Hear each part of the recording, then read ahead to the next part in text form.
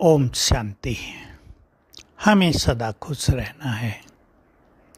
खुशी जीवन के लिए बहुत बड़ी खुराक होती है। खुश रहना सब चाहते हैं, परंतु हमें अपने को देखना है, खुशी हमें क्यों नहीं रहती।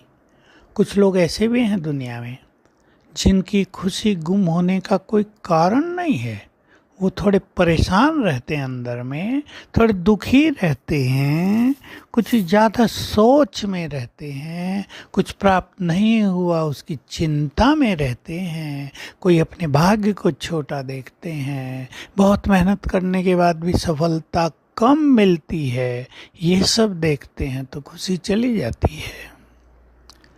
हद की कामनाएं, छोटी कामनाएं, जो सांसारिक कामनाएं हैं, वस्तुओं की इच्छा, विशेष रूप से मनुष्यों से जो एक्सपेक्टेशंस होती हैं वो मनुष्य को थोड़ी तंग करती हैं जब वो पूरी नहीं होती। और आप जानते हैं कोई भी मनुष्य संसार में दूसरों की सभी मनोकामनाओं को तो पूर्ण नहीं कर सकता, एक्सपेक्टेशंस को पूर्ण नहीं कर सकता।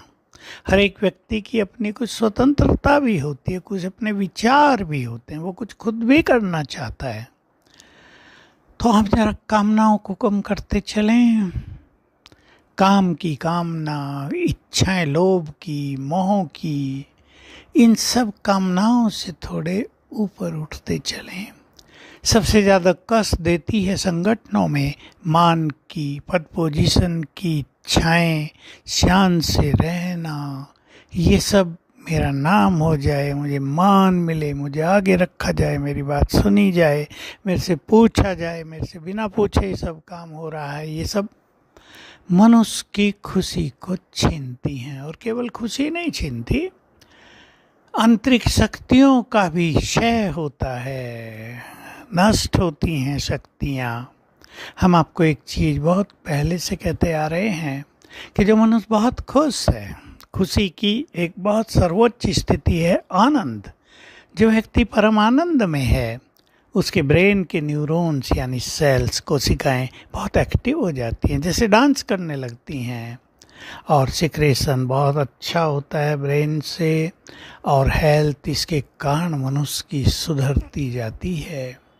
देखिए, एक है बाह्य खुशी, लाफिंग क्लब खोले हैं लोगों ने, वो भी ठीक है, लेकिन आंतरिक खुशी, मन प्रभु मिलन की खुशियों में झूमता रहे, जो अलौकिक हैं, जो ज्ञान वाले हैं, जो ब्रह्मावत्स हैं, वो विचार करें इस जीवन में हमने क्या क्या पा लिया, क्या क्या देखा, भगवान को नवयुग रचते देखा, उसकी लीला चलते देखा इस संसार में। और अब देखेंगे महादेव का डमरू बजते हुए, उसका तांडव नृत्य भी हम इन आँखों से देखेंगे और अपने महान कर्तव्यों को भी पूर्ण करेंगे। हम चिंतन किया करें क्या क्या मिला इस जीवन में। लोग तो दूसरों की ओर देखते हैं, मनुष्यों की ओर देखते हैं, इनसे मुझे कुछ मिले, इनसे मुझे कुछ मिले, लेकिन भगवान से हमें क्या मिला। कितना सुंदर समय है कि वो दाता खुद देने के लिए आ गया है, और हमारे हाथ में है कि हम उनसे क्या क्या ले लें। वो देने वाले के हाथ में नहीं, वो तो सबको दे रहा है।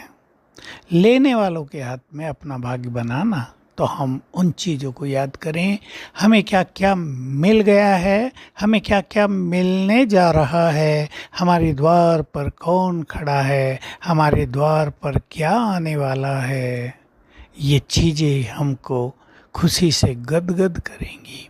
ज्ञान का चिंतन, श्रेष्ठ स्मृतियाँ, मन को यदि हम शांत रखते हैं तो, मन को यदि स्वमान में ईश्वरीय नशे में रखते हैं तो हमारी खुशी बहुत अलौकिक, और जिसको परमानंद कहते हैं, अतीन्द्रिय सुख कहते हैं, उसकी अनुभूति हमें होती रहती है।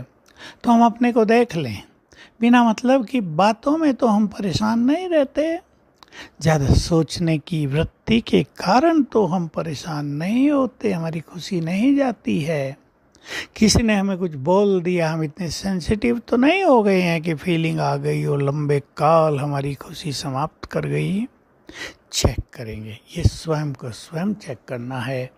और अपनी खुशी को बढ़ाना है तो आइए हम भगवान के बच्चे खुशी के अनुभवों से भरपूर बने, कोई भी चीज़ हमारी खुशी को छीन न पाए, इसके सुंदर अनुभव करें और इसके सुंदर प्लानिंग अपने पास रखें, तो हमारी खुशी हमें सफलता की ओर ले चलेगी।